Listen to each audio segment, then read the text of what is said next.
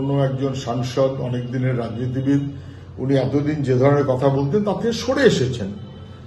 মুখ্যমন্ত্রী যা বলছেন তার সঙ্গে ওকে থাকতে হবে, না হলে পরের বারে যদি দাঁড়াবার সুযোগ না পান।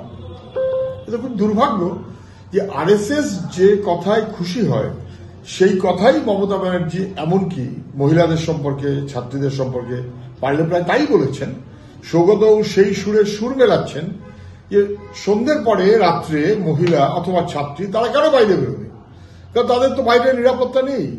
বাইরের নিরাপদ কে? এই কথার মধ্য দিয়ে সৌগতবাবু স্পষ্ট করলেন যে রাতে নিরাপদ ধর্ষকরা, দুষ্কৃতীরা। ফলে দুষ্কৃতী এবং ধর্ষকদের রাজত্বে মহিলাদের প্রবেশ নিষেধ, তারা যেন এই সময় রাস্তায় না বেরোন। এইটা চূড়ান্তভাবে প্রশ্রয় দিচ্ছে দুষ্কৃতী এবং ধর্ষকদের মনোভাবকে। রাজ্য সরকার দুর্ভাগ্যক্রমে সেই পাশে এসে দাঁড়াচ্ছে। তাতে আরএসএস খুশি হতে পারে, কিন্তু এটা কখনো আমাদের সমাজ জীবনে চলে না।